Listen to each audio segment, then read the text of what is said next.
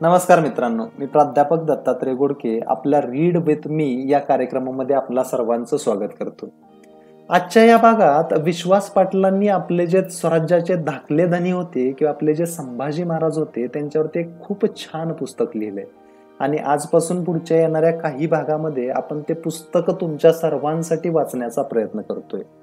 आता ह्या कार्यक्रमामध्ये ह्या अगोदर आपण बरीचशी आपले स्वतःची जी पर्सनॅलिटी आहे किंवा जे व्यक्तिमत्व आहे हे अजून चांगलं करण्यासाठी आपण काय करू शकतो यावरती या अगोदर आपण भरपूर पुस्तकांचं वाचन कंप्लीट केलंय. त्याला आपण काय म्हणतो की ऑडिओ बुक्स. जर तुम्ही ते ऑडिओ बुक्स तुम्हाला ऐकायचे असतील तर त्याची लिंक आम्ही काय करतोय की खाली डिस्क्रिप्शन बॉक्समध्ये देतोय. तिथं जाऊन ते तुम्ही काय करू शकताय की ते जे ऑडिओ बुक्स आहेत ते ऐकू शकताय आणि त्याच्यामधून काही चांगल्या गोष्टी शिकून आपलं व्यक्तिमत्व अजून चांगलं करण्यासाठी स्वतःला मदत करू शकताय. आता येणाऱ्या काही काळामध्ये आपण काय करूयात की जे हे संभाजी पुस्तक आहे ह्या संभाजी पुस्तकाचं आपण काय करूयात की वाचन करूयात. आपण काय करूयात प्रत्येक भागामध्ये त्या पुस्तकाचा काही भाग आम्ही आमच्या टीम मधला कोणीतरी एक जण तो वाचत जाऊ आणि तो आपणा सर्वांसाठी युट्यूबच्या स्वरूपात आपण अवेलेबल करून देऊ. तुम्हाला काय करायचं आहे की आमचा हा जो उपक्रम आहे त्याला प्रतिसाद देण्यासाठी तुम्ही काय करा की आपला जो युट्यूबचा चॅनल आहे त्याला जरूर सबस्क्राईब करा आणि त्याच्या बाजूचे जे बेल आयकॉन आहे ते प्रेस करा, जेणेकरून ह्यानंतरचे येणारे सगळे भाग या पुस्तकाचे आपणाला सगळ्यात अगोदर बघता येतील. चला तर मग आपण सुरुवात करूयात. प्रकरण 8 राजदंड. राजन, गडावरचा हा धुवाधार पाऊस आणि दिवसा पांढरा अंधार माजवणाऱ्या या इथल्या धुक्यात त्या पाहुण्यांनी कसे दिवस काढले असतील? कवी कलश हसत विचारू लागले. कोण पाहुणे? ते दोघे ब्रिटिशांचे वकील गॅरी आणि रॉबर्ट. त्यात त्या बिचाऱ्यांच्या वाड्याची जागा गडावर अगदी पूर्व टोकाला, गडाच्या तोंडाजवळ, जेथून मोठमोठे धबधबे कोसळतात. तिथं गेल्या 3 महिन्यात ह्या साहेबांचा जीव अगदी बेजार झाला आहे. त्यांचा बटलर सांगत होता, हे दोघे बिचारे रात्री बेरात्री जाबडून उठतात. कोसळत्या पाण्याच्या आणि दरीत घुमणाऱ्या वाऱ्याच्या आवाजानं त्यांची झोप मोड होते. इथं अधिक राहू तर एक दिवस मोड फुटतील आमच्या अंगाला, असं ते कोणीतरी बडबडत असतात, असं नारायण शेणवी सांगत होता. कविराज, कशासाठी वळता एवढं लांबट चराट? तुमचा प्रस्ताव काय ते सांगून व्हा मोकळे. द्या ना त्या बिचाऱ्यांना एकदाची भेट. शंभूराजे काहीच बोलले नाहीत. मात्र त्या रात्री कवी कलश आणि जोत्याजी केसकर बराच वेळ मसलत करत बसले होते. पोर्तुगीजांकडून मुंबई बेट इंग्रजांच्या ताब्यात आले होते. मुंबईत इंग्रजांची व्यापाराबरोबर मगरुरीही वाढू लागली होती. त्यातच मुंबईपेक्षाही त्यांच्या सुरतेचे ठाणे ही मराठ्यांच्या चिंतेची बाब बनली होती. सुरतकर इंग्रज जंजिराच्या सिद्धींना अधिक चढवून ठेवत होते, दारुगोळा पुरवत होते, पर्यायानं सिद्धी अधिक माजत होता, कोकण किनाऱ्याला भाजत होता. या धामधुमीच्या काळातही राजांनी कवी कलशांना दक्षिण कोकणात धाडले होते. ते नुकतेच चिखल पाऊस तुडवत रायगडावर परतले होते. डिचोली आणि कुडाळ येथे बारुदाचे कारखाने स्वतः सुरू करावेत अशी शंभूराजांची इच्छा होती. एकदा स्वतःचे कारखाने सुरू झाले की तोफगोळ्यांसाठी डच अगर इंग्रजावर विसंबून राहायला नको. वाढत्या रात्री बरोबर मसलत रंगली. झोपायला खूप उशीर झाला. तरीही शंभूराजे भलापाटे जागे झाले. त्यांनी गवाक्षातून दूरवर नजर टाकली. हलकेच खिडकी उघडली तसा थंडगार वाऱ्याचा झोत आत आला. किल्ला धुक्याने आणि अंधाराने भरून गेलेला. पहाटेच शंभूराजे स्नान आटोपून आपल्या महालातून बाहेर पडले. कामाच्या व्यापातून असा प्रातःकाळचा फेरफटका मारायला क्वचितच उसंत मिळायची. शंभूराजे पालखी दरवाजाच्या पायऱ्या उतरून बाहेर पडले. त्यांच्या मागोमाग 12-15 हातावरून त्यांचे शस्त्रधारी सेवक चालले होते. आताचे कुठे फटफटू लागले होते. धुके हळूहळू विरू लागले होते. श्रावण नुकताच संपून गेलेला. गडावर जागोजाग खूप गवत माजलेले. तेरड्याच्या तांबूस फुलांनी, प्राजक्ताच्या शुभ्र इवल्या मोहक फुलांनी रायगडचा परिसर पूर्ण भरून गेला होता. दरीपड्यालच्या डोळ्यांसमोरचा कोकण दिव्याचा सुळकाही उजळू लागला होता. शंभूराजांच्या समोर गंगासागर तलाव पसरलेला. त्यातले पाणी निवळ शंख डोळ्यासारखे दिसत होते. नावाप्रमाणे ती गंगाही नव्हती आणि सागरही नव्हता, परंतु जागोजाग कमलपुष्पांनी नटलेला तो सुंदर जलाशय होता. त्या जलपृष्ठभागाकडे पाहताना शंभूराजांचे मन उगाचच धास्तावले. ते पालखी दरवाजाच्या पायऱ्या चढून पुन्हा बाले किल्ल्यात आले. तेथूनच रत्न महालाजवळ चिंचोळ्या वाटेने ते बाजूच्या एका मनोऱ्यात जाऊन पोचले. गंगासागराच्या बगलेवरच रायगडाच्या सौंदर्यात भर घालणारे ते 3 द्वादश कोनी पंचमजली मनोरे ही गडाची अपूर्व शोभा होती. राजे तिसऱ्या मजल्यावर चढून आले. चिकाचा पडदा बाजूला करून त्या धुकटाकृती छताकडे उभे असलेले शंभूराजे बाहेर नजर टाकू लागले. आता धुके पूर्णतः हटले होते. श्रावणानंतर तिथे अवतरलेल्या हिरवाईत सूर्याची कोवळी किरणे उतरू लागली. दुडदुड धावणाऱ्या बाळासारखी ती धावू लागली. त्या नितळ निसर्ग सौंदर्याने त्यांच्या कवी मनाला खरे तर भुरळ पडायला हवी होती, परंतु त्यांची उदास बावरी नजर समोरच्या जलाशयावर स्थिरावली. त्या काळसर निळ्या पाण्यात त्यांना दुर्गाबाईंचे आणि रानू अक्कांचे नेत्र दिसू लागले. तसे ते कमालीचे हळवे बनले. त्यांनी जुलमाने आपली नजर तेथून हटवली. ते गडाखाली पसरलेल्या पश्चिमेकडच्या दऱ्याखोऱ्यांकडे पाहू लागले. त्यांच्या पल्याड होता कोकणचा हिरवा किनारा आणि तिथला फेसाळता दर्या. त्या दर्यात एकमेकींच्या अंगावर अंग टाकून तुस्त पडून राहिलेल्या महाकाय सुसरीच्या पाठीसारखी दिसणारी ती जंजिऱ्याची तटबंदी. शंभूराजांच्या जीवाला डंक लागला. राज्यकारभाराची सूत्रे स्वीकारून 3 महिने लोटले होते, परंतु अद्यापही त्यांनी जंजिरेकर सिद्धीच्या विरोधात मोहीम उघडली नव्हती. सिद्धी नावाच्या पान सर्पाने मुरुड, तळा, म्हसळा ते श्रीवर्धन हा कोकण किनाऱ्यावरचा अव्वल मुलूक आपल्या कब्जात घेतला होता. सिद्धी हे मूळचे आफ्रिकेतले हापशी, म्हणूनच त्यांच्या या मुलखाला आहसुबान म्हटले जाई. जंजिऱ्याच्या जागी पूर्वी 40 एकरात एक विशाल खडक होता. किल्ला असा नव्हताच. जवळच्या मुरुड गावात रामा पाटील हा कोळी राहायचा. त्या धाडसी खलाशाने प्रथम त्या खडकावर लाकडी मेढी उभारून एक मेढकोट बांधला. जवळून इराण, इराक, इस्तंबूल ते आफ्रिकेकडून मुंबईकडे व्यापारी जहाजे ये जा करत. त्या मेढेकोटाच्या आधाराने रामाकोळी व्यापारावर नियंत्रण ठेवू लागला. त्यावेळी निजामाच्या पदरी असलेल्या सिद्धीने एके रात्री रामाकोळ्याला दारूच्या नशेत फसवले आणि आपले सैन्य गुप्तपणे त्या मेढेकोटावर घुसवले. पुढे बुर्रान खानाने त्या अजरस्त खडकावर किल्ला बांधायला सुरुवात केली आणि बघता बघता परदेशी व्यापारावर हुकूमत गाजवत त्या किल्ल्याच्या आधारेच सिद्धी बलाढ्य झाले. सिद्धी तसे कोणाचे मित्र नव्हते, उलट अत्यंत स्वार्थी, घातकी, जुलमी आणि दगलबाज अशीच त्यांची व्याख्या होती. मात्र पोर्तुगीज, इंग्रज आणि मोगल हे तिन्ही दर्यावर्दी स्वतः गारुडी बनत आणि त्या पानसर्पाला आपल्या तालावर नाचवत. पण तो पानसर्पही खूप बनेल होता. आपल्या कंठातल्या विषाची आणि आपल्या दहशतीची त्याला पुरेपूर कल्पना होती. त्यामुळे तो स्वतः अनेकदा डोळे वटारायचा आणि गारुड्यांनाच आपल्या तालावर नाचवायचा. त्यांच्या तोंडाला आलेला फेस पाहून तो खुशीने शेपटी आपटायचा. दुपारी राजे फडावर गेले तितक्यात नगारखान्याकडील दरवाजातून 200-300 लोकांचा जमाव मोठमोठ्याने आरोळ्या ठोकत आत आला. पावसात भिजलेल्या शेळ्या मेंढ्यांसारखी ती रयत शंभूरायांसमोर येऊन उभी राहिली. ते नागोठाणे, आपटा आणि नागाव भागातील आगरी, कोळी आणि कुणबी होते.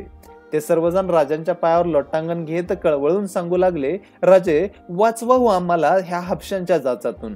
त्या बदमाशांची टोळधाड परवा आमच्या गावावर चालून आली. गावातल्या साऱ्या तरण्या ताट्या पुरी पळवल्या बघा त्यांनी. आमच्या लेकी बाळींचं वाटोळ होणार. ते सिद्धी त्यांना बटकी बनवणार, मुंबईच्या बाजारात नेऊन विकणार. म्हाताऱ्या बायाबापड्या आक्रंदत होत्या. त्या जमावातल्या कर्त्या माणसांनी राजांचे पाय पकडले. सरकार त्या सिद्धींनी धुडघूस घातलाय. आजकाल होडग्यात बसून समुद्रावर मासेमारीसाठी जायलाही कोळी घाबरतात. ते जालिम हापशी आम्हाला गुलाम बनवतात, परदेशात नेऊन विकतात.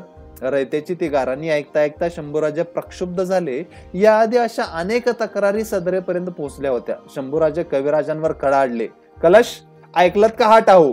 त्या इंग्रज वकिलांची आपण खूप तारीफ करत होता ना, मग सांगा हे सिद्धी माजलेत कोणाच्या बळावर? पण राजन, आमचे आबासाहेब आम्हाला सांगायचे तेच खरं. घरात घसलेला उंदीर जसा सर्वांची झोप उडवतो, तसेच सिद्धी आमचा कोकण किनारा कुरतडतात. हे पाताळयंत्री आणि नाटकी लोक एकीकडे त्या औरंग्याशी करार मदार करतात, त्याच वेळी मुंबईकर इंग्रजांना आपल्या कच्छेपी लावतात. ह्या विषारी अवलादीचा नायनाट होईल तोच खरा शोधेन. हापशांचा योग्य तो बंदोबस्त करू असे वचन राजांनी रयतेला दिले. तेव्हा लोक पांगले. शंभूराजांनी कवी कलशांना फरमावले, आज सायंकाळीच त्या दोघा इंग्रज वकिलांना सदरेवर बोलावून घ्या. त्या सायंकाळी गॅरी आणि रॉबर्ट शंभूराजांपुढे आदराने कुर्णिसात करत उभे राहिले. राजांच्या पायाजवळ गॅरीने हिऱ्या माणकांनी भरलेली मोठी परात पेश केली होती. तिकडे राजांचे लक्ष वेधावे म्हणून रॉबर्टच्या नजरेचे चाळे सुरू होते. त्यांची ती केविलवाणी वळवळ पाहून शंभूराजे शुष्क स्वरात बोलले, आपल्या ह्या किंचित नजराण्याने आमचे डोळे दिपून जातील. हा झाला तुमचा भ्रम. सबब यापुढे अशा हलक्या आमिषाने आम्हाला जिंकायची स्वप्न पाहू नका. इंग्रजांच्या वकिलांना शंभूराजांच्या डोळ्यात अंगार दिसत होता. आपल्या किनकापी तांबड्या डगल्यात ते आतून घामाघूम झाले होते. हडबडून गेलेल्या त्या वकिलांनी दुभाषका करवी शंभूराजांना विचारले, राजे, आम्हा गरीब फिरंग्यावर आपण एवढे का कोपता? कारण दिलेला शब्द पाळायची तुम्हा इंग्रजांना सवय नाही म्हणून. आपण यापूर्वी शिवाजी महाराजांशी कोणता करार केला होता? जंजिरेकरांना कसलीही कुमक न पुरवण्याचा. आज त्या कराराची सारी कलम पायदळी तुडवता काय? सिद्धीच्या गलबतांना मुंबईत आसरा देता काय? त्यांना दारुगोळा पुरवता काय? बऱ्या बोलाने हे नाठाळ उद्योग बंद करा, अन्यथा गाठ आमच्याशी आहे. शंभूराजे फक्त एवढ्याच दमदाटीवर थांबले नाही, त्यांनी दुभाषा शेनवीला फटकारले. जिथे तुम्ही वकिली महालात उतरला आहात त्याला लागूनच एक खोल दरी आहे. दरीच्या पल्याड किल्ल्याचे मोठे सुळके दिसतात. ते कधी दाखवलेत का ह्या साहेब स्वारींना? हा, होय सरकार. त्या लिंगाण्यावरच्या अंधार कोठड्या खूप जालिम आहेत. जेव्हा सिद्धी जोहरच्या मदतीसाठी तुमची राजापूरची इंग्रज मंडळी पन्हाळ्याच्या पायथ्याला आली होती, तेव्हा आमच्या आबासाहेबांनी त्या इंग्रजांना पकडून 1-2 वर्ष कोंडलं होतं. त्याच त्या ह्या लिंगाण्याच्या अंधार कोठड्या. बरं, तेव्हा तुमच्या धन्याला समजावून सांगा, म्हणावं, जंजिरेकर हापशांशी अशीच दोस्ती ठेवाल, आमच्याशी मस्ती करत राहाल तर तुम्हालाही लिंगाणाची सहल घडवू. इंग्रजांचे वकील खालमानेने बाहेर निघून गेले. तेव्हा तेथे उपस्थित असलेल्या कृष्णाजी कंकाने युवराजांचे तोंड भरून कौतुक केले. राजे, काय हाग्यादम दिलाय आपण ह्या गोऱ्या माकडांना. 4 दिवस धड झोपायचे नाहीत बघा. शंभूराजे मिठास हसत बोलले, कृष्णाजी, दमबाजी म्हणजे केवळ तोंडाची व्यर्थ बाब. त्यावर काय राज्य चालते? कवी कलशांकडे पाहत राजे म्हणाले, राजापूर बंदरात आपल्या दौलत खानांच्या जवळ आपलं 5,000चा मराठा आरमार आणि 50 गलबता आहेत. आम्ही कारभार हाती घेतल्यापासून त्यांनी सारखा मागे लकडा लावला आहे की पुढची दिशा काय, कळवा त्यांना. म्हणावे, असेच सज्ज राहा. जंजिरेकर जास्ती वळवळू लागला तर त्याला लागलाच ठेचून काढू. पाऊस काळात सिद्धी त्यांना असाच आश्रय देऊ लागले तर त्यांच्या मुंबईतल्या वखारीही जाळून टाकू. काहीतरी करा, पण आपलं राज्य आणि धर्म वाचवायचा असेल तर ह्या कलुषाचा पहिला बंदोबस्त करा बुवा. अतिशय कळवळ्याने सोमाजी दत्तो सांगत होते. मंचकरोहणावेळी सर्व सरकारकुनांची मुक्तता झाली होती. त्यांना पूर्वीचे मानपान चालू ठेवण्याची राजाज्ञा झाली होती. पण अजून प्रत्यक्ष कामाचे वाटप झाले नव्हते. मात्र बाळाजी आवजींना चिटणीसांचा कारभार सांगितला होता. बाळाजींनी झाले गेले विसरून स्वतःला कामामध्ये गाडून घेतले होते. मोकळा वेळ होता. मोरोपंतांच्या वाड्यामध्ये मंडळी बैठकीवर बसली होती. पान सुपारी सुरू होती. अंमळ चर्चा चाललेल्या. आपल्या बैठकीत अण्णाजी आणि सोमाजी दत्तो यांचे येणे मोरोपंत पेशव्यांना विशेष आवडले नव्हते. कारण अण्णाजींच्या अति महत्वाकांक्षी स्वभावामुळे आणि धाडसामुळे मधले 3 महिने बंदिवासात गेले होते. शारीरिक छळ शंभूराजांकडून काही झाला नव्हता, पण मानसिक वेदनांनी मात्र पेशवे खूप संत्रस्त झाले होते. सायंकाळी सहज येऊन जातो असा न्यायाधीश प्रल्हाद निराजींचाही निरोप होता. सर्वजण त्यांचीच वाट पाहत होते. अण्णाजींना राहवले नाही. त्यांनी तिथे उपस्थित असलेल्या देवाजी हुजऱ्याला सांगितले, देवबा, जा रे तिकडे पलीकडे फडावर आणि बघून ये कचेरीत काय चाललंय ते. अडकिता आणि सुपारी बैठकीतून फिरत होती. डोळ्यासमोर बालेकिल्ल्याची खडी भिंत होती. त्या पलीकडेच आतल्या बाजूला कचेरी. त्यामुळे देवबा हुजऱ्या धावत गेला आणि लगेच लागल्या पावली माघारीही वळला. तोवर अस्वस्थ अण्णाजी उठले. त्यांनी पुन्हा बाजूच्या झोपाळ्यावर बैठक मारली. त्यांच्या बैचेनी बरोबर झोपाळ्याच्या कड्याही कुरकुरू लागल्या. समोर मुजरा करून उभ्या असलेल्या देवबाला त्यांनी विचारले, काय रे पोरा, काय चाललंय तिकडं? न्यायाचं काम चाललंय जी, राजांचा न्याय. राजांचा? अरे शंभूराजे तर दुपारीच गड उतरले म्हणतात. होय, ते वाडीकडे यंत्रशाळेकडे गेल्यात म्हण. पण इथं कचेरीत मसूरच्या महादजी पाटलांचा खटला चाललाय जी. अशी दुपारसान? अक्षी दुपारपासनं? गाढवा, राजे तर तिथं नाही तर ज्ञानदानाला कोण बसले? अण्णाजींनी तिरकसपणे विचारले. आपली कवी कलुषा साहेबजी. कुठं राजांच्या मनसतीवर? छा छा, काय तुम्ही पण बोलता पंत? देवाजी बोलला. मसनद अशी वर राहती, त्याच्या 3 पायऱ्या खाली कविबुवा बसल्यात. ते राजाच्या सिंहासनावर कसं बसत्याल?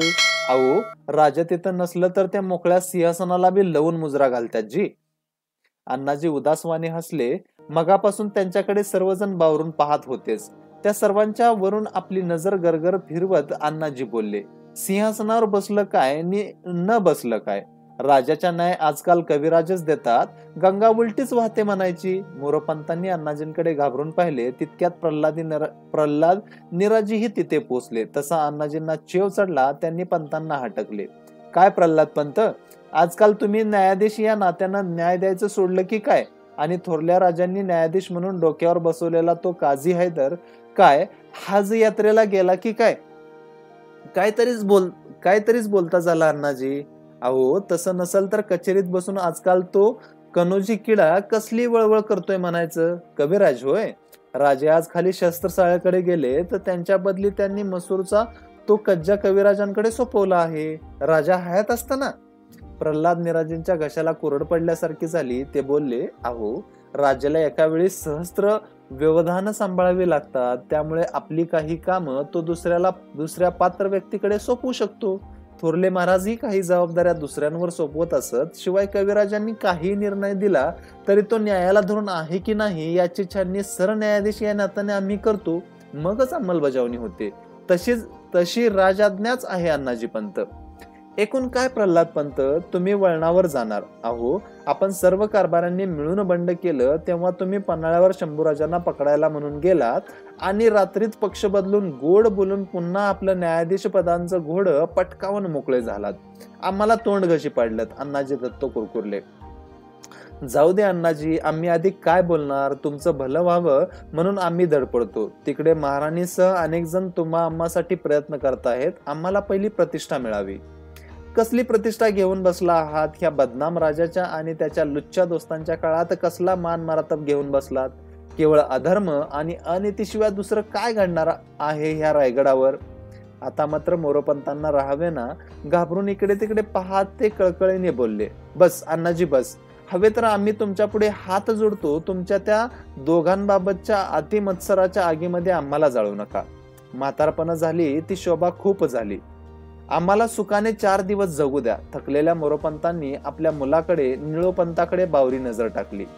राज्याभिषेकाचा सोहळा जवळ येत चालला होता. फडावर समारंभाची तयारी सुरू होतीच, पण लोकोपयोगी निर्णयही नेटाने घेतले जात होते. राज्यातील गड किल्ल्यावर जे लोक संरक्षणास राहत त्यांच्या गाई म्हशी तिथेच चरत, त्यामुळे त्यांच्या चरित्रार्थ हातभार लागे.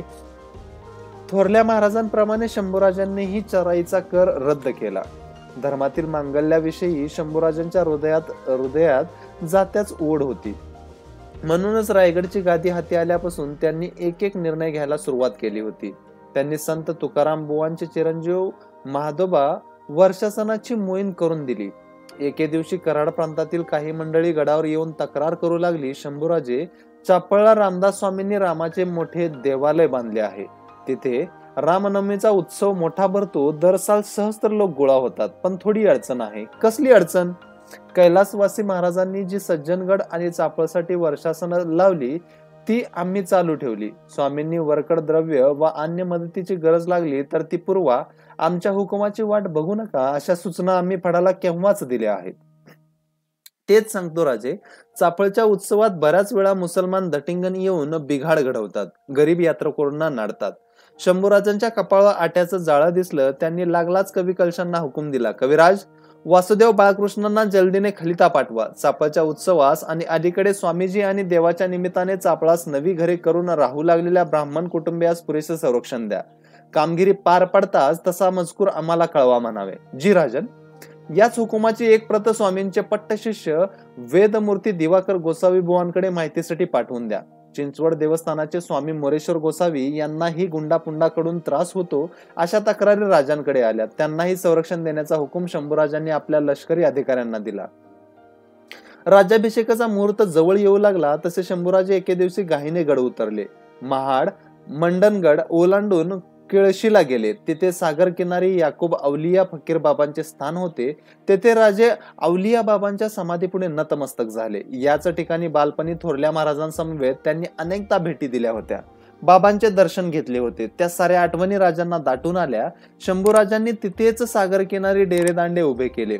बाजूच्या हक्काच्या मंडनगडावर जाऊन न राहता ते अवलिया बाबांच्या समाधी परिसरातच 8 दिवस राहिले. मोठी मनशांती लाभली. राज्याभिषेकाची रायगडावर जोरदार तयारी सुरू होती. शंभूराजांच्या खासगीकडे तर लगीनघाईच उडाली होती. आज दुपारी खंडो बल्लाळ काशी क्षेत्रातून राजधानीमध्ये परतल्याचा निरोप येसुबाईंना मिळाला होता. तिन्ही सांज झाली तरी राजे अजून फडाकडेच गुंतून पडले होते. राजांकडून ती आनंद वार्ता ऐकण्यासाठी येसुबाईंचे कान आसुसले होते. त्या थोरल्या अक्कासाहेबांना सखूबाईंना बोलल्या, राज्याभिषेकाचा मुहूर्त नक्की निघेल. गागाभटांनी फक्त मम म्हटले की सारं सुरळीत होईल. आमच्या आबासाहेबांच्याच राज्याभिषेकासाठी गागाभट्ट दूर काशीवरून आले. आता महाराष्ट्राच्या दुसऱ्या छत्रपतीला आशीर्वाद देण्यासाठी ते नक्कीच धावतील. खरं आहे अक्कासाहेब तुमचं. खंडोबाला अगदी पोर वयाचे असले तरी बुद्धीचे कुशाग्र आहेत. काशीहून निघताना ते मुहूर्त काढूनच निघाले असतील.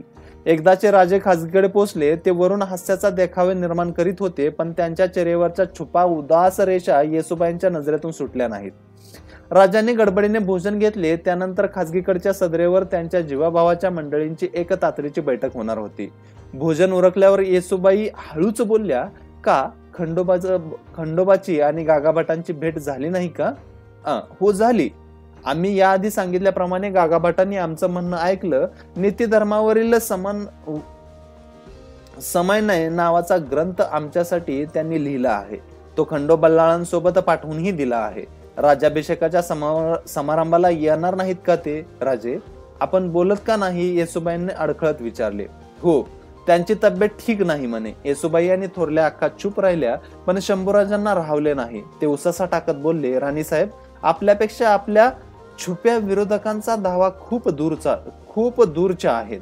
आम्ही गागाभटांना निमंत्रित करणार याची आमच्या शुभेच्छुकांना कुणकुण लागली. मात्र खंडोबा पोचायच्या आधीच ते काशी क्षेत्री पोचले. येसुबाई दचकल्या. अगबाई, आमच्या हितशत्रूंनी गागाभटांचे कान फुंकले आहेत. राज्याभिषेक शिवाजीराजांच्या युवराजांचा आहे, परंतु युवराजांचं वर्तन न्यायनीतीला धरून नाही, सारा अधर्म माजला आहे, वगैरे वगैरे.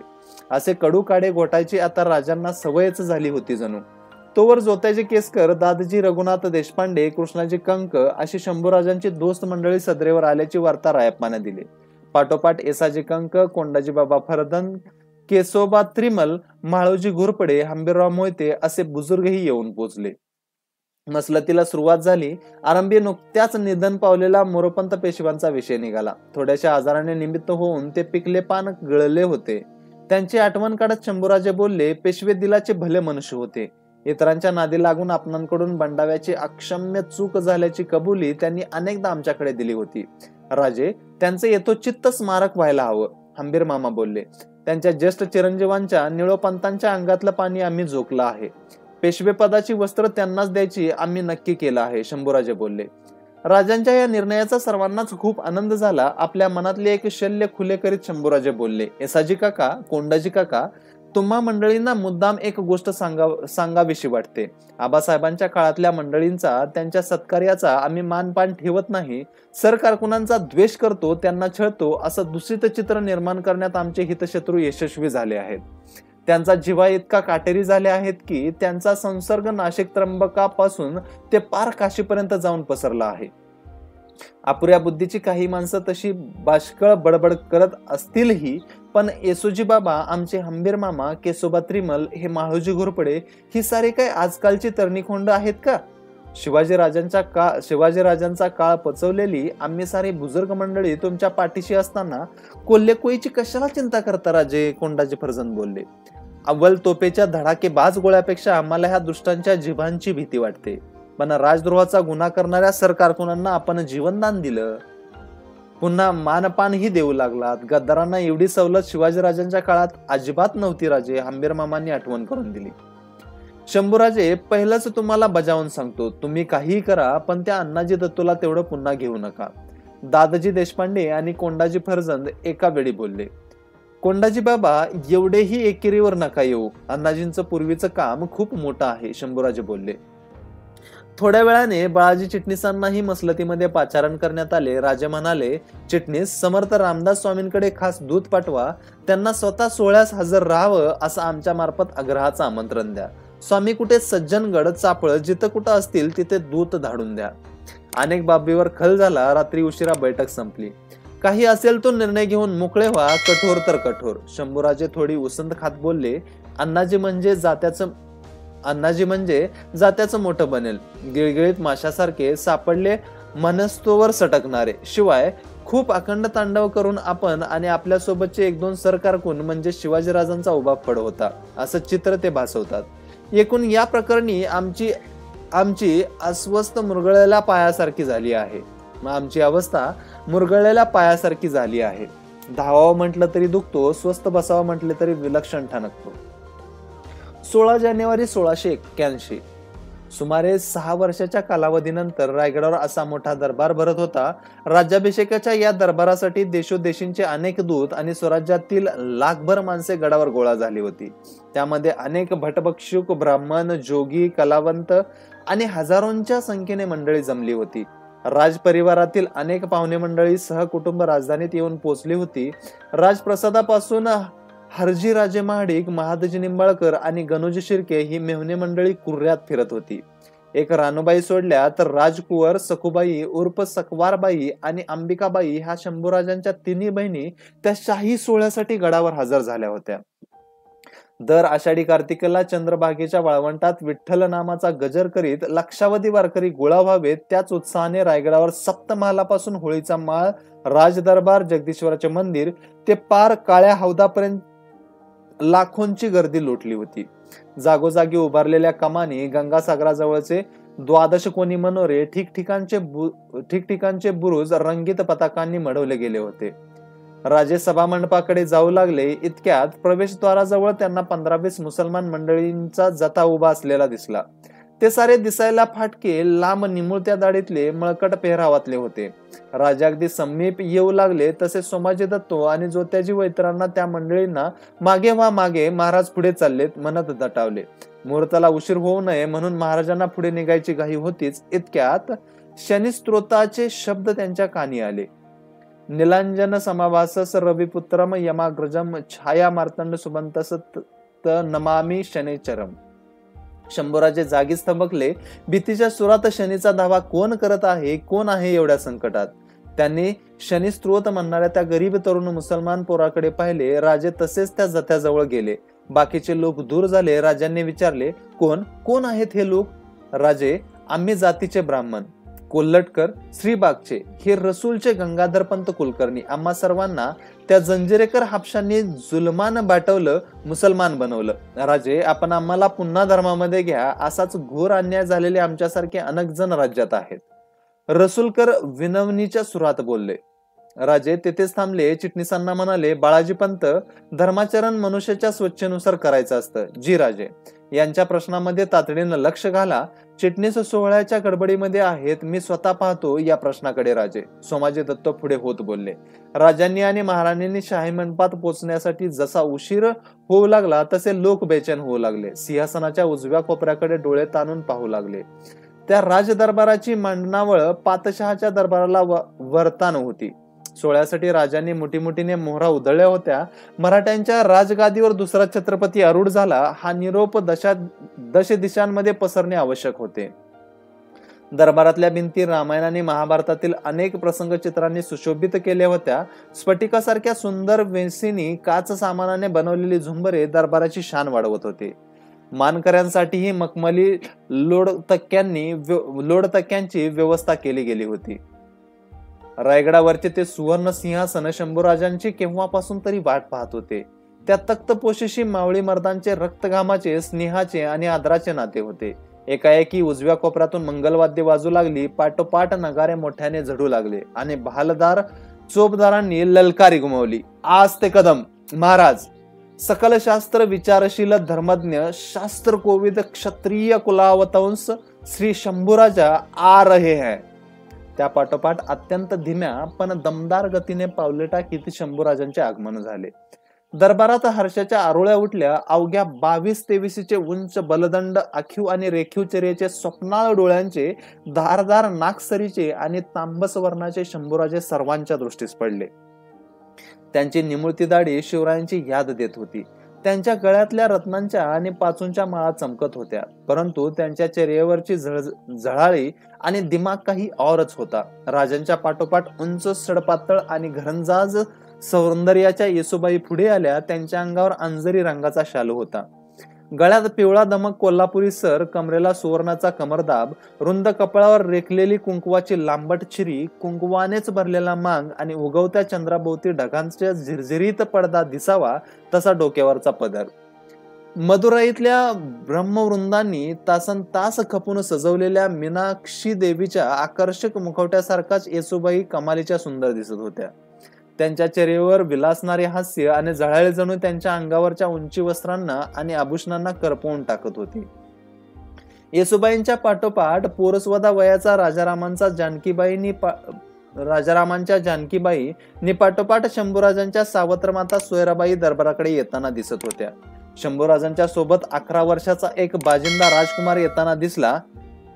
त्यांच्या अंगावरची उंची, रेशमी जाळीदार सदरा आणि आभूषण विशेष चमकत होती. ते राजाराम आहेत हे ओळखायला कोणाला फारसा वेळ लागला नाही. धीम्या गतीने एक एक पाऊल टाकत शंभूराजे सिंहासनाजवळ पोचले. त्यांनी एक नजर खचाखच भरलेल्या दरबाराकडे फेकली आणि दुसऱ्या क्षणी गरकन मागे वळून त्या सुवर्ण सिंहासनाकडे पाहिले. त्या क्षणीच त्यांची पावले अडखळली, मनात गोंधळ माजला. काय करावे? त्या पवित्र सिंहासनावर बसावं की ते जुगारून भरल्या मंडपातून माघारा फिरावे? शंभूराजे त्याच ठिकाणी एखाद्या शिलखंडासारखे स्तब्ध उभे राहिले. वेळूच्या बनात गुंजणाऱ्या वाऱ्यासारखे शिवरायांच्या पन्हाळ्यावरील भेटीतले ते शब्द त्यांच्या कानात रुंजी घालू लागले. पोरा, जेव्हा आपल्या पवित्र सिंहासनाच्या पंचपायऱ्यांचे परिपूर्ण दर्शन तुझ्या डोळ्यांना घडेल, तेव्हा इथल्या पर्वतप्राय इच्छा आकांक्षेच्या ओझी उचलण्याची धमक खरोखरच तुझ्या भाऊमध्ये आहे का? हा प्रश्न तू तुझ्या जीवाला विचार. केवळ जन्माधिकाराने नव्हे तर स्वतःवरच्या पूर्ण विश्वासाने, मराठी मातीवरच्या अढळ निष्ठेने तू रायगडाच्या सिंहासनावर खुशाल आरूढ हो. परंतु स्वतःच्या कुळतीबद्दल आणि स्वराज्यावरील निष्ठेविषयी तुला एवढीशी जरी शंका आली तर मात्र त्या सिंहासनाच्या वाऱ्यालाही थांबू नकोस. त्याऐवजी अंगात कपनी घाल आणि एक गोसावी म्हणून खुशाल अरण्याकडे चालता हो. शंभूराजांनी पुन्हा एकदा सभामंडपाकडे वळून पाहिले तेव्हा सहस्त्र मर्द मावळ्यांच्या नेत्रातील जादूने त्यांच्या अंगामध्ये नवचैतन्य स्फुरले. अभिमानाने त्यांची छाती तडतडून फुगली. ते पुन्हा एकदा सिंहासनाकडे नजर लावून पाहू लागले. तेव्हा तिथले थोरले महाराज अस्वस्थ झाल्याचा त्यांना भास झाला. केवळ त्या कल्पनेने त्यांच्या डोळ्यातून अश्रुधारा वाहू लागल्या. त्या आसवावर झुंबरातील किरणशलाका पडल्यामुळे राजांचे अश्रू स्फटिकासारखे चमकताना दिसू लागले. ते स्वतःशीच काहीतरी अस्पष्ट बोलले. त्यांची ती पुटपुट पहिल्या 2-3 ओळीतली मानकऱ्यांच्या कानावर गेली. होय आबासाहेब, आपल्या पवित्र पादुकांचे, आपल्या शिक्क्या कटारीचे आणि परंपरेचे आम्ही प्राणापल्याड जतन करू. वा राजे वा! कवी कलश, ज्योत्याजी, प्रल्हाद निराजी असा सहकार्याने आनंद आरोळ्या ठोकल्या. थोरल्या महाराजांच्या समोरच शपथ व्हावी तसा ओजस्वी शब्दात राजे बोलले. जास्वंदीचं फुल सहज नखानं खुडावं तशी आमची मुंडी छाटली जाऊन एकदा निर्माल्य बनून जरी काळाच्या पायावर वाहिली गेली तरी 72. पण आपलं हे हिंदवी स्वराज्य सह्याद्रीच्या अंगाखांद्यावरील हिरामानकांपेक्षा लक्षपटीने मौल्यवान असलेले हे गड किल्ले आम्ही कोणाच्याही हाती लागू देणार नाही. शंभूराजे निर्धाराने सिंहासनावर आरूढ झाले. त्या क्षणी रायगडाच्या बुरुजावरून तोफा धडाडू लागल्या. गेल्या काही वर्षात नगारे असे झडले नव्हते, हलग्या अशा कडाडल्या नव्हत्या. शंभूराजांवर देवांना हेवा वाटावा अशी पुष्पवृष्टी झाली. येसुबाईंच्या डोळ्यात आनंदाश्रू वाटले. धाकटे राजाराम, जानकीबाई, राजांचे इष्टमित्र सारे गलबलून गेले होते. मंत्रपठन, जयघोष, विधी सारे काहीच एका वेळी यथासांग सुरू होते. आरंभीचे सोहळे उरकल्यावर नजराने पेश झाले. त्या सोहळ्यात रामदास स्वामींमार्फत त्यांचे शिष्य दिवाकर गोसावी हजर होते. त्यांनी स्वामींच्या वतीने संभाजी महाराजांना मंगल आशीर्वाद दिले. महाराजांनी त्यांच्याकडे वस्त्रे, जवाहीर देऊन समर्थांचा बहुमान केला. सोहळ्यात संत तुकारामांचे चिरंजीव महादोबा आणि नारायण महाराज उपस्थित होते. त्या दोघांचा बहुमान केला गेला. परराज्यातले वकील आदराने झुकले. ते सोहळे आटोपता शंभूराजे म्हणाले, काही दिवसांमागे आम्ही एक निर्णय घेतला होता. बाळाजीपंत, अण्णाजी आणि हिरोजींच्या घरावरील चौक्या पहारे उठवले होते. जनहू आम्ही थोरल्या राजांच्या काळातील हाच जुन्या अनुभवी मंडळींच्या खांद्यावर नव्याने जबाबदाऱ्या सोपवणार आहोत. राजांच्या उद्गारावर मंडपातील सनई आणि मंगलवाद्य खुशीने वाजली. बुजुर्गांचा मान राखल्याबद्दल वृद्धांनी राजांचा खूप वाहवा केली. तितक्यात डाव्या बाजूला झिरझिरीत पडद्या आडून प्रथम बाळाजीरावजी चिटणीस, नंतर अण्णाजी दत्तो, हिरोजी, राहूजी असे सरकारकून सभा मंडपात एका मागोमाग एक येऊन उभे राहिले. त्यांच्या डोक्यावर कळीच्या पगड्या, पागोटी, उंची वस्त्रे, गळ्यातले रत्नहार सारे कसे दिमागदार दिसत होते. त्या सर्वांनी प्रथम शंभूराजांना आणि इतर उभ्या दरबाराला खुशीने मुजरा केला. त्याबरोबर दरबारातील रयतेने राजांचा जयघोष केला. शंभूराजांनी समाधानी मनाने सांगितले, मंडळी, गैरसमजाचे गढूळ पाणी वाहून गेले आहे. आमच्या मनात कोणतेही किंतु वा किलमिश उरलेले नाही. सांगा, राज्याचे चिटणीसपद आम्ही कोणाला द्यावे? दरबार चिडीचूप झाला. तेव्हा शंभूराजे हसून बोलले, एकनिष्ठा आणि सेवाभावचे दुसरे नाव बाळाजीपंत चिटणीस याशिवाय अन्य काय असू शकते? शंभूराजांच्या प्रांजळ कथनाने सर्वांची मने भरून आली. मानाची वस्त्रे देण्यासाठी त्यांनी चिटणीसांना जवळ बोलवले. तेव्हा सदतगीत झालेल्या चिटणीसांनी शंभूराजांनी पाय धरण्याचा प्रयत्न केला, मात्र राजांनी त्यांना थोपवले. पित्याला मिठी मारावी तसा त्यांचा कवळा भरला. मोरपंतांवर त्यांचे चिरंजीव निळोपंतांना पेशवे करायचे असा निर्णय राजांनी घेतला होताच, पण त्याचबरोबर त्यांच्याकडे कल्याण आणि भिवंडीच्या सुब्याचीही जोखीम सोपवायचा मनसुबा त्यांनी जाहीर केला. बाजूला उभ्या असलेल्या हंबीरराव मोहिते मामांकडे शंभूराजांनी मोठ्या अभिमानाने पाहिले. ते बोलले, मर्दाचा पोवाडा मर्दानीच गावा म्हणतात. त्याच नीतीने मर्दाचे शस्त्र ही महामर्दानेच चालवायचे असते. प्रतापराव गुजरांच्या अवचित जाण्यानंतर मामांनी ते पोलादी शस्त्र हिमतीने सांभाळले आहे. यापुढेही सेनापती पदाचा भार हंबीर मामाच सांभाळतील. हंबीररावांच्या पाठोपाठ प्रल्हाद निराजींना न्यायाधीशाची वस्त्रे मिळाली.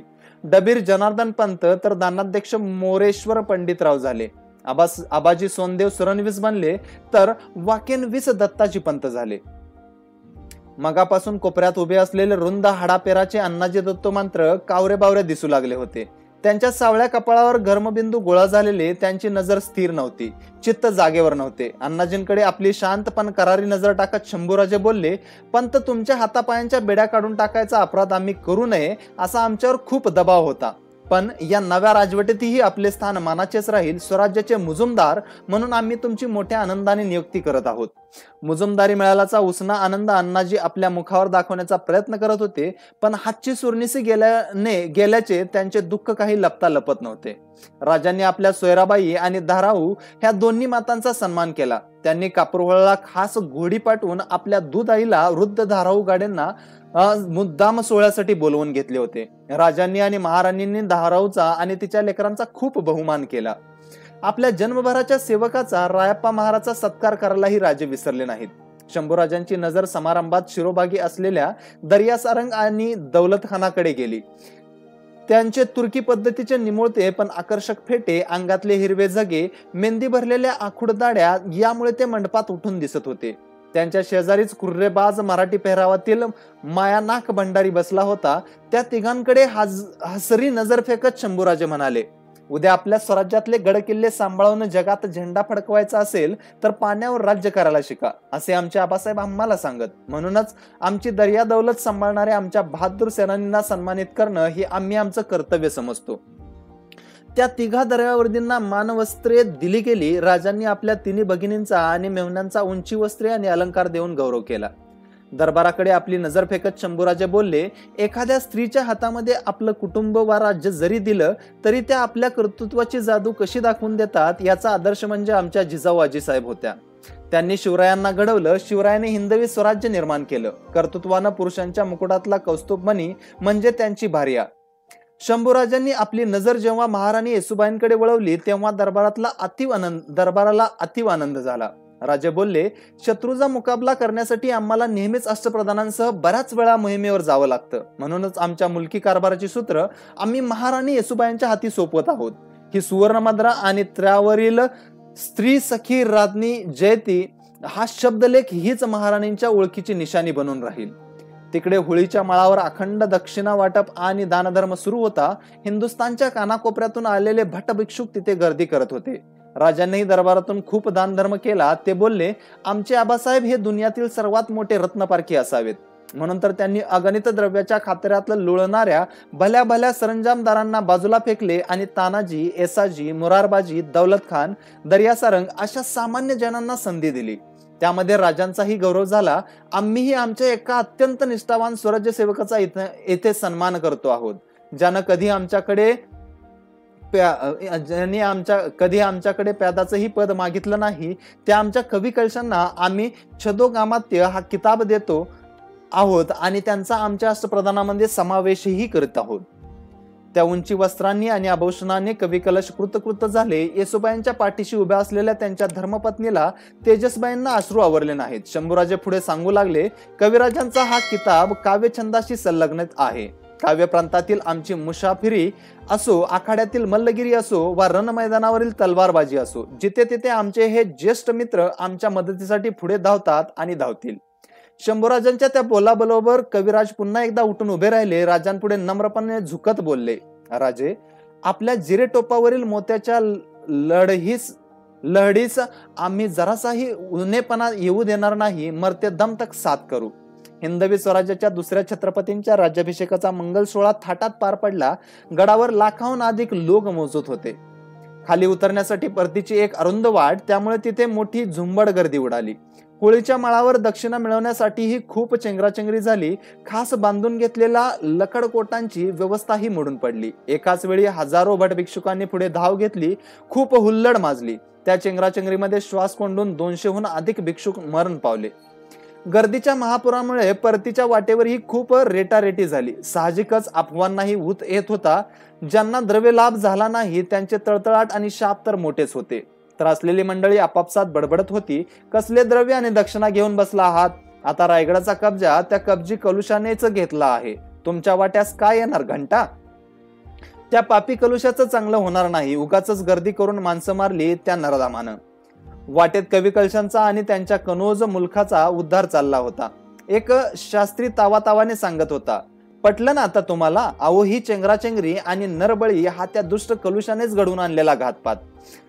तब्बल 1400 आणि 4000 मेंढरं कापली हो त्या नराधामानं. ती हो कशासाठी? अशा पोरकटासारख्या काय शंका विचारता? त्या कलुषाने प्रियतम शंभूराजे सिंहासनाधीश झाले ना, म्हणूनच ह्या चांडाळ शाक्तपंथी कलुषाचा हा घातकी कावा. त्याच्या मते जेवढे नरबळी होतील, मेंढरे प्राणास मुकतील, तेवढे शत्रू नाश पावतील. माणसे गर्दीने आणि अतिउत्साहाने प्राणास मुकली होती. खापर मात्र कवी कलशांच्या माती फुटत होते. शंभूराजांच्या खाजीकडे त्यांची काही जिवलग मंडळी गोळा झाली होती. मध्यरात्री उशिरापर्यंत मेजवानी सुरू होती. त्यामध्ये बाळाजी चिटणीस, माळोजी घोरपडे, कोंडाजी फर्जन बाबा अशा बुजुर्गांबरोबर कवी कलश, कृष्णाजी कंक, निळोपंत पेशवे अशी तरुण मंडळी होती. सारे काही निर्विघ्न पार पडल्याचे समाधान हंबीरमामांना खूप होते. भोजने आटोपत होती. पानके, शागिर्द, वाडपी बाजूला झाले. महालाच्या मागच्या आगाशीमध्ये मध्यरात्री खाशी मंडळी एकत्र आली. हंबीरमामांना शंभूराजे बोलले, हंबीरमामा, संपला एकदाचा राज्याभिषेकाचा सोहळा. आता ह्या प्रसंगाची आठवण म्हणून एखादे शिलंगणाचे सोने लुटूया. बेशक शंभूराजे, तशी तयारी आम्ही आधीपासूनच ठेवली आहे. हंबीरराव खुशीने सांगू लागले. शहापूर जवळच्या आपल्या माहुलीच्या बलाढ्य किल्ल्यात खूप रसदेचा आणि दारुगोळ्याचा साठा आम्ही करून ठेवला आहेच. पण आज दुपारीच दूतांनी ताजी खबर आणली. किल्ल्यातली पथकं नाशिक बागलांकडची वाट सुद्धा चालू लागली आहेत. आपण सांगितल्याप्रमाणे पावसाळा संपल्यापासूनच त्या मुलखात आम्ही जय्यत तयारी ठेवली होती. तेच सांगतो हंबीरमामा, आबासाहेबांच्या काळात घाटावरील सिंहगड, राजगड, प्रतापगडाने खूप नाव कमावलं. आता आमच्या कारकिर्दीत नाशिक बागलांकडील साल्हेर, अहिवंत, रामशेज आणि त्र्यंबकेश्वरनेही नवा इतिहास घडवायला हवा. बोलता बोलता शंभूराजे स्तब्ध झाले. आपला खालचा पातळ ओठ दाबत आणि हातच्या मुठी वळत ते बोलले, तो औरंग्या महाराष्ट्रावर चालून येणार अशा वार्ता आहेत नव्हे? येऊ द्या. आरंभीलाच त्याला असा मुतोड जबाब द्या की. हंबीरमामा हसून म्हणाले, शंभूराजे, राजाचा राज्याभिषेक म्हणजे त्याचे धरतीशी लग्न. हो, तो सारा धार्मिक विधींचाच भाग आहे, बाकी काही नाही. पण सहज याद आली, मारवाड्याच्या पोराच्या लग्नात मुलाच्या मामाने खूप खर्च करून वरकड भेटी द्यायच्या असतात. या मानपानाला मामेरा म्हणतात. तुमच्या या विवाहानिमित्तानं आम्ही बी बक्कळ मामेरा द्यावा म्हणतो. पण मामासाहेब, आपली दिशा तरी कळू द्या. सुरत. हंबीरमामा हळू आवाजात पण सर्वांना ऐकू जाईल अशा बेताने बोलले. तिसऱ्यांदा सुरतेची लूट? सर्वांनी एकदम विचारले. हो, का नाही? अजून खूप द्रव्य आहे तिथं. सुरतेच्या मोहिमेची अधिक चर्चा करू नका, शत्रूला गाफील ठेवून कारभार उरकू अशी भाषा झाली. पण रायगडावर या नव्या संकल्पित गोष्टीची खबर अनेकांना समजली होती. जगदीश्वराच्या मंदिरातील पूजा आटोपायला रात्री बराच उशीर झाला. परंतु एकदाचे अण्णाजी दत्तो आणि हिरोजी फर्जन देवाला चांदीचे मुखवटे अर्पण करून मोकळे झाले. गेल्या काही महिन्यांपूर्वी राजबंदी म्हणून ते रायगड चढत होते, तेव्हा एक एक पाऊल पुढे टाकताना आपण फाशीच्या तख्तावरूनच चालल्याचा त्यांना भास होत होता. पण जर बचावलो तर त्याला चांदीचे मुखवटे वाहू असा नवस ते जगदीश्वराला बोलले होते. त्यांचा जीव तर बचावला होताच, पण वर सारे गुन्हे माफ करून शंभूराजांनी पुन्हा त्यांची अष्टप्रधानांमध्ये वर्णी लावली होती. पूजा अर्चा एकदाची संपली. सेवक खिदमतगारांना राहुजी सोमनाथांनी पुढे जावयास सांगितले. अण्णाजी आणि राहुजी सोमनाथ यांच्या पालख्या आणि हिरोजींचा घोडा ब्राह्मणवाडीजवळ थांबला. देवदेव करून माघारी येताना काशी पंडितांनी ह्या खाशांना भोजनाचे आमंत्रण दिले होते. राज्याभिषेकाच्या निमित्ताने खास गोव्यातील डिचोलीतून तिथले सुभेदार मोरो दादाजी आले होते. त्यांनी येता येता महाडातून चांदीचे मुखवटे आणले. त्यामुळे अण्णाजी आणि मंडळींना खरेदीसाठी उगाच धावाधाव करावी लागली नाही. भोजने आटपली. काशीपंतांच्या पाडवीला मंडळी मध्यरात्री गप्पाटप्पा करायला बसली. त्या वळणावरून पुढे रायगडचा बालेकिल्ला, तिथले राजगृहे आणि पाठीमागचे अष्टप्रधानांचे वाडे दिसत होते. राज्याभिषेकाची रोषणाई अजून सुरूच होती. राजगृहाचा सारा परिसरच लखलखून गेला होता. थोड्या वेळाने त्या रोषणाईकडेच लक्ष वेधित राहुजी बोलले, हिरोजी, पेशव्यांच्या वाड्याच्या थोड्या डावीकडचा तो आरस केलेला वाडा बघितलात? सांगा कोणाचा? शंभूराजांनीच बांधला आहे हो, पण स्वतःसाठी नव्हे, ब्रिजभाषा पंडित शाक्त श्रेष्ठ कविराज कुलुशा कबजींसाठी बरं. हिरोजी कसनुसा चेहरा करत बोलले, जाऊ दे रे राहुजी, मित्राचं हित पाहणारच. अरे रे हिरोजी, तुमच्या ह्या थंडकार रक्ताचा आम्हाला खूप राग येतो. तुमचं शरीर कशाचं बनलं आहे, शेणाचं की मेणाचं? काय झालं? मित्राचं पाहणारच हो, पाहू दे, पण पुतण्याने काकाचं पाहायला नको का? कसे का असे ना, आपण शहाजी राजांच्या अनोरस संतती असाल हो, पण राजाने थोरल्या राजांचे बंधू आणि संभाचे चुलते आहात ना. जाऊ दे रे राहुजी, कशासाठी जाऊ दे? कोण कुठल्या जातीचा गंगेकाठाहून आलेला तो बडभुंजा ज्याच्यासाठी शंभूराजांनी वाड्याची व्यवस्था करावी आणि स्वतःच्या चुलत्यांना हिरोजी पंतांना ठेवायचं होळीच्या माळापलीकडे एका दुमजली सामान्य हवेलीमध्ये. हा काय न्याय झाला?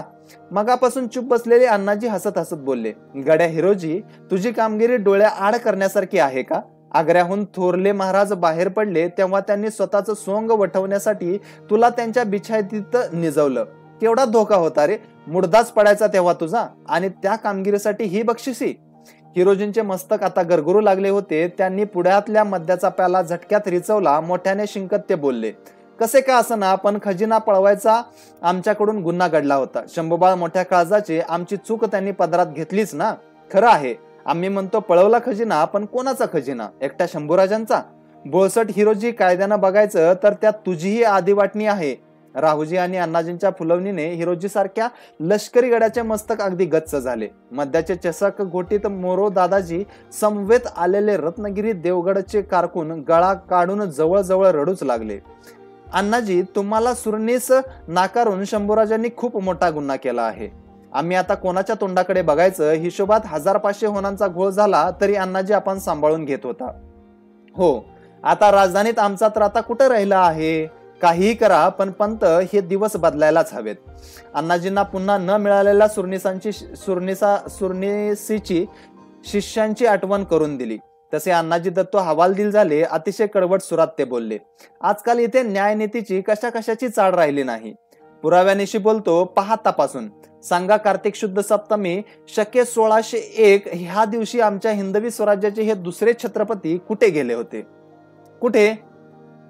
केळशीच्या याकूब फकीर बाबांच्या मठात त्याच्या पायावर लोटांगण घालायला. त्यात काय नवं? हा फकीर आपल्या शिवाजीराजांचाही गुरु होता. महाराजही तिथे अनेकदा. हिरोजी, अरे गुलामा, कुठे तो महाप्रतापी शिवाजी आणि कुठे हे शंभू संकट? कोणाची कुठं कशी तुलना करतोस? गड्या हिरोजी, वाईट बोलू नये म्हणतात, पण जोपर्यंत हा गर्विष्ठ बदफैली राजा आणि त्याचं कुप्रधान कलुषा हे 2 संबंध रायगडावर जिवंत आहेत, तोवर आम्हासारख्या इमानी सेवकांची दुनिया नाही. आमच्या देश धर्मावरचे हे शाक्त संकट पुन्हा एकदा बुडाले म्हणून सुतक ते कोणाला येणार रे? आजच्या भागात इतकं. चला तर मग भेटूयात पुढच्या भागात. जर तुम्ही या अगोदरचा भाग मिस केले असतील किंवा ऐकले नसतील तर त्याची जी लिंक आहे ती मी खाली डिस्क्रिप्शन बॉक्स मध्ये देतोय, तिथं जाऊन ते तुम्ही नक्की ऐकू शकताय.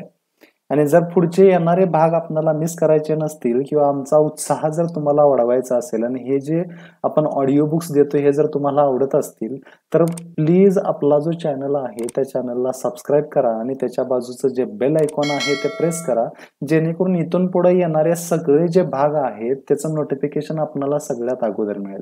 धन्यवाद. Appreciate our efforts by subscribing to our channel. Thank you.